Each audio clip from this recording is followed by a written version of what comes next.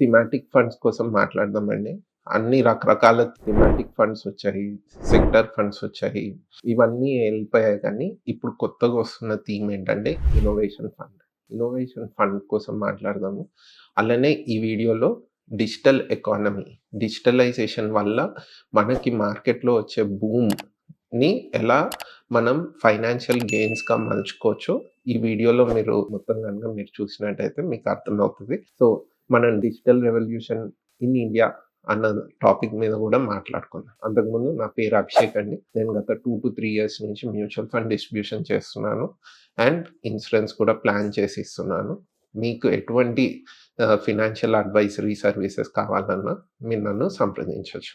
Coming to the video. ఈరోజు వీడియోలో వచ్చేసి డిజిటల్ రెవల్యూషన్ అంటే ఏంటి? యూఎస్‌లో కొన్ని ఒక 10 ఇయర్స్ పెట్టుకోండి.